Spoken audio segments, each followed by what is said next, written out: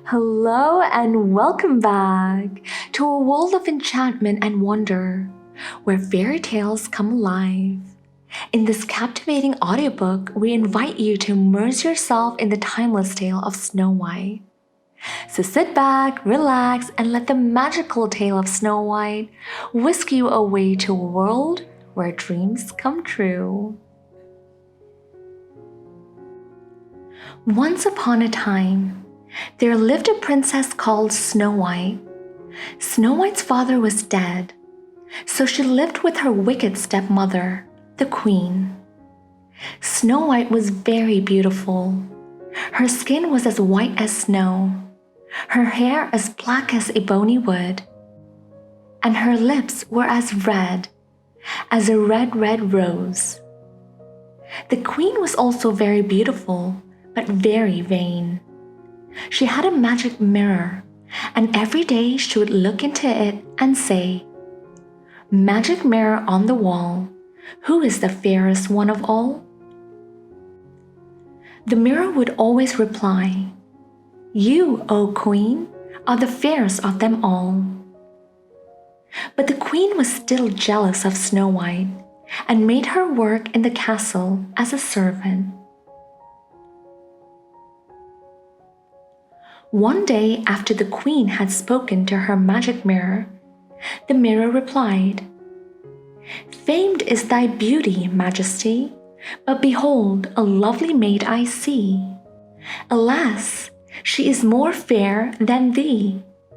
Lips as red as rose, hair as black as ebony, skin as white as snow." The queen was furious. "Snow White," she hissed, "it cannot be." At that very moment, Snow White was singing beside the castle well. A handsome prince who was passing by stopped to listen. As soon as the prince and Snow White saw each other, they fell in love. When the queen saw Snow White with the prince, she was furious and decided to get rid of her stepdaughter.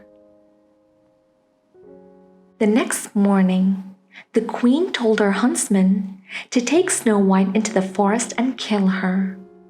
"Bring back her heart to prove she is dead," she ordered.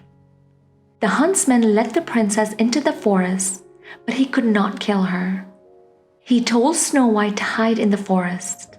Then he took an animal's heart to show the queen that the princess was dead. Snow White wandered deep into the forest. She was very scared, but the animals led her to a little cottage. Snow White knocked on the door and went inside.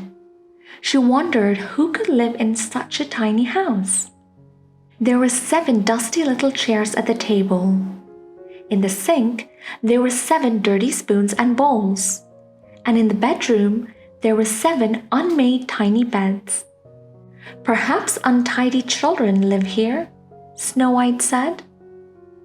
So with the help of her forest friends, Snow White dusted and cleaned the little cottage. Then she lay across 3 of the tiny beds and fell asleep. Evening came and the owners of the cottage returned. There were 7 dwarfs who worked in diamond mines deep in the heart of the mountain. The dwarfs marched along singing, "Hey ho, it's home from work we go." As soon as they entered the cottage, they knew something was wrong. It was clean. The floor had been swept, and there was a delicious smell coming from a pot on the fire. "What's happened?" they asked each other in amazement. They searched the cottage for an intruder. They reached the bedroom just as Snow White was waking up. "Who are you?" they asked. "My name is Snow White," said Snow White. She explained what she was doing there. Then she asked the little men who they were. One by one, the dwarfs introduced themselves. "I'm Doc. I'm Grumpy. I'm Bashful. I'm Sleepy. I'm Sneezy. I'm Happy. And he's Dopey," They all shouted together. "I'm very pleased to meet you all," said Snow White. "If you let me stay here, I promise I will look after the house for you. I'll wash and sew and cook." The dwarfs quickly agreed. That evening, the cottage was filled with music and laughter. The dwarfs sang and danced to welcome the princess to their home. Snow White was so happy that she soon forgot all about her wicked stepmother. Meanwhile, back in the castle, the wicked stepmother said the special words to the magic mirror, and the mirror replied, "Snow White, who dwells with the 7 dwarfs, is as fair as you and as fair again." The queen was furious. Snow White must still be alive, she screamed. She vowed to get rid of Snow White once and for all. Down in the dungeon, the queen cast a magic spell to disguise herself as an old peddler woman. Then, chanting a magic spell, she dipped a bright red apple into a pot of bubbling poison. "One bite of this, and Snow White will fall into a sleep as if dead," she cackled. "Only a kiss from her true love will wake her." The very next day, after the dwarfs had left for work, the old peddler woman called on Snow White selling apples. "Try one, pretty maid," said the peddler, handing Snow White an apple. "One bite and all your dreams will come true." Snow White took one bite and fell to the floor as if dead.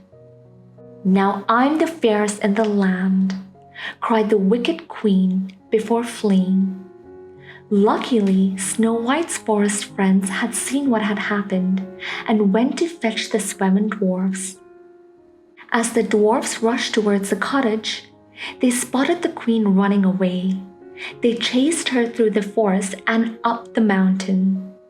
The wicked queen tried to roll a huge boulder on the dwarfs, but it rolled back and pushed her over the side of the mountain, never to be seen again.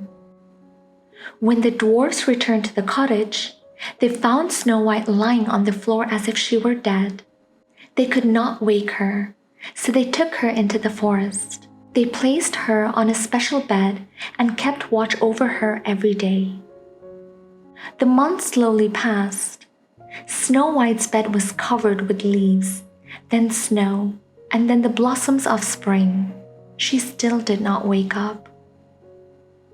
One day, a handsome young man came riding through the forest. He was the prince who had fallen in love with Snow White by the castle well. When he saw the princess, he got down from his horse, leaned over and kissed her. All at once, Snow White's eyes fluttered open. "She's awake!" The dwarfs cried excitedly. The wicked queen's spell was broken. Before Snow White left to begin her new life with the prince, she kissed each one of the dwarfs. "I'll come and see you very soon," she promised them. The dwarfs watched the prince lead Snow White away to her new life. They knew they would miss her, but they also knew that she and the prince would live happily ever after. Thank you for joining, and until next time.